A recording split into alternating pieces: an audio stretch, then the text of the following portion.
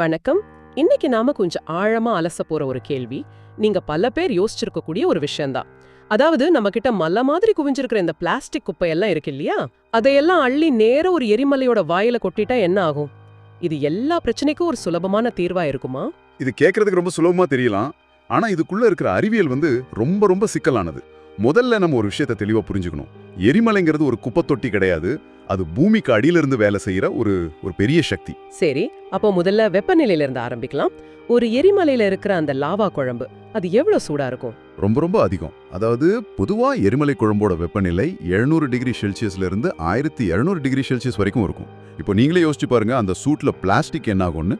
பிளாஸ்டிக்கை நம்ம உள்ள கொட்டும்போது அது அந்த கொதிக்கிற லாவாவை தொடணுமே, அதுக்கு முன்னாடியே அந்த எரிமலை வாயில இருக்கிற வெப்பத்திலேயே உருகி போயிடாதா? மிக சரியான பாயிண்ட். அதுதான் நடக்கும். பெரும்பாலான பிளாஸ்டிக் ஒரு 100ல இருந்து 400 டிகிரி செல்சியஸ் வெப்பத்திலேயே உருகி எரிய ஆரம்பிச்சிடும். அது லாவாவை நெருங்குறதுக்கு பல மீட்டர் முன்னாடியே அந்த வெப்ப கதிர்வீச்சாலேயே முழுசா எரிஞ்சு புகையா மாறிடும். அது சாதாரண புகை இல்ல. பிளாஸ்டிக்ங்கிறது பெட்ரோலியத்தால செஞ்ச ஒரு ரசாயன கலவை. அதை நீங்க எரிக்கும் போது ரொம்ப ரொம்ப நச்சுத்தன்மை வாய்ந்த வாயுக்கள் வெளியாகும். முதல்ல டயாக்சின்கள். இது ரொம்ப ஆபத்தானது. அதாவது இது புற்றுநோயை உருவாக்கும்னு அறிவியல் பூர்வமா நிரூபிச்சிருக்காங்க. ஆனா நாம இங்க பேசுறது சில பைகளை பத்தி இல்ல, மலை மாதிரி குவிஞ்சிருக்கிற கோடிக்கணக்கான டன் பிளாஸ்டிக்கை பத்தி. அவ்வளோ பெரிய அளவுல பிளாஸ்டிக்கை எரிக்கும் போது நினைச்சு பார்க்க முடியாத அளவுக்கு டயாக்சின்கள் காத்துல கலக்கும். அடுத்தது ஹைட்ரஜன் குளோரைடு. இந்த வாயு காத்துல இருக்கிற நீரோட சேர்ந்து அமில மழையா பூமிக்கு திரும்ப வரும். அப்போ எரிமலைக்கு பக்கத்துல இருக்கிற காடுகள், விவசாய நிலங்கள் எல்லாமே அழிய வாய்ப்பு இருக்கு இல்லையா? அதோட பென்சீன் அப்படின்னு ஒரு வாயுவும் வரும். அது மனுஷங்களோட நுரையீரலை நேரடியா பாதிச்சு மூச்சு திணறல் மாதிரி பிரச்சனைகளை உருவாக்கும். கடைசியா கண்ணுக்கே தெரியாத ஒரு எதிரி இருக்கு. அதுதான் மைக்ரோ பிளாஸ்டிக் சாம்பல். அதாவது முழுசா எரியாத ரொம்ப சின்ன சின்ன பிளாஸ்டிக் துகள்கள் சாம்பலா மாறி காத்துல கலந்துரும். அதை நாம சுவாசிக்கும் போது அது நம்ம உடம்புக்குள்ள போய் ரத்தத்திலேயே கலக்கிற அபாயம் இருக்கு. எரிமலை வாயுக்கள் ஆபத்தானவை தான், ஆனா இயற்கை அது ஒரு சமநிலையில வச்சிருக்கு. நாம இந்த பிளாஸ்டிக் புகையை அதோட சேர்க்கும் போது அந்த சமநிலையை நம்ம மொத்தமா குலைக்கிறோம். இது ஒரு இரட்டை விஷக்கலவை மாதிரி ஆகிடும். இயற்கையாவே ஆபத்தான ஒரு விஷயத்த நாம இன்னும் பல மடங்கு மோசமா மாத்துறோம். எரிமலையிலிருந்து வர்ற புகை அதோட வெப்பம் காரணமா வளிமண்டலத்துல சுமார் 10ல இருந்து 20 கிலோமீட்டர் உயரம் வரைக்கும் போகும். அப்போ அந்த புகை விமானங்களுக்கும் மேல போய் பூமியோட வானிலை அமைப்புகளோட நேரடியா கலந்துடும். அந்த உயரத்துல வீசுற ஜெட் ஸ்ட்ரீம்னு சொல்ற காற்று ரொம்ப வலிமையானது. அது இந்த நச்சு வாயுக்குள்ள ஆயிரக்கணக்கான கிலோமீட்டர் தூரத்துக்கு கொண்டு போயிடும். அதாவது இந்தோனேஷியால ஒரு எரிமலையில நம்ம பிளாஸ்டிக்கை கொட்டினா அதோட புகை ஆஸ்திரேலியால அமிலமழையா பெய்ய வாய்ப்பு இருக்கு. அந்த நச்சு வாயுக்கள் நகரங்களை அடையும் போது அங்க இருக்கிற மக்கள் சுவாசிக்கிற காத்துல விஷம் கலந்துருக்கும். நாம முன்னாடி பேசினமே மைக்ரோ பிளாஸ்டிக் சாம்பல்.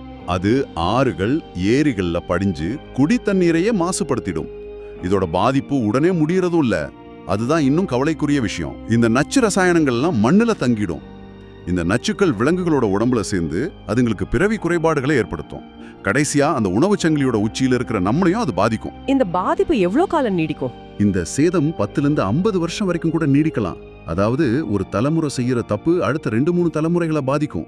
சரி, அறிவியல் ரீதியா இது எவ்வளவு பயங்கரமானதுன்னு புரியுது. இப்போ அறிவியலை கொஞ்ச நேரம் ஒதுக்கி வச்சுட்டு இத நிஜமாவே செய்ய முயற்சி பண்ணா என்ன ஆகும்? அதாவது நடைமுறையில இது சாத்தியமா? ஒரு லாரியில குப்பையை ஏத்திக்கிட்டு எரிமலை கிட்ட போக முடியுமா? நடைமுறையிலும் இது முற்றிலும் சாத்தியமில்லாத ஒரு விஷயம். முதல்ல பாதுகாப்பு. எரிமலைங்கிறது எப்போ வெடிக்கும், எப்போ விஷவாயுக்களை கக்கும்னு நம்மால கணிக்கவே முடியாது. அதுக்கு பக்கத்துல போறதே தற்கொலைக்கு சமம். உண்மைதான். ஒரு ஹெலிகாப்டர்ல குப்பையை கொண்டு போனாலும் ஒரு சின்ன வெடிப்பு வந்தா கூட போதும், எல்லாம் சாம்பல் தான். அடுத்தது போக்குவரத்து. உலகத்துல இருக்கிற கோடிக்கணக்கான டன் பிளாஸ்டிக்கை எரிமலைக்கு கொண்டு போறது எவ்வளோ பெரிய சவால்னு யோசிச்சு பாருங்க. பெரும்பாலான எரிமலைகள் கரடு முரடான பகுதிகளில் தான் இருக்கு. அங்க ரோடு போட்டு லட்சக்கணக்கான லாரிகள்ல பிளாஸ்டிக்கை கொண்டு போற செலவு, அதனால வர்ற கார்பன் புகை, இதுவே ஒரு தனி சுற்றுச்சூழல் பாதிப்பை உருவாக்கிடும். சரி, ஒருவேளை கஷ்டப்பட்டு கொண்டு போயிட்டாலும் அங்க வர்ற புகையை கட்டுப்படுத்த முடியுமா? அதுதான் 3வது சிக்கல்.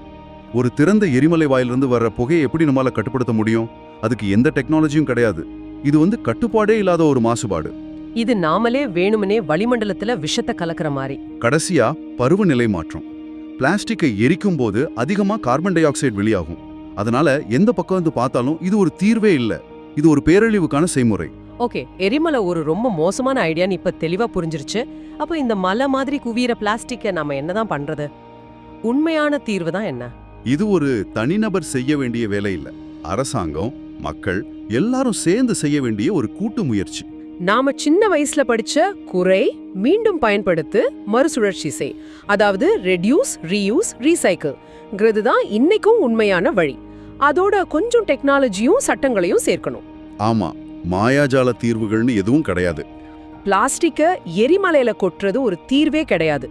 அது ஒரே இடத்துல இருக்கிற ஒரு திடமான பிரச்சனைய உலகம் முழுக்க பரவக்கூடிய ஒரு காற்று, நீர் சார்ந்த பிரச்சனையா மாத்திடும். மிகச்சரியா சொன்னீங்க. இது ஒரு பிரச்சனையை இன்னொரு மோசமான பிரச்சனையா மாத்துற வேலைதான்.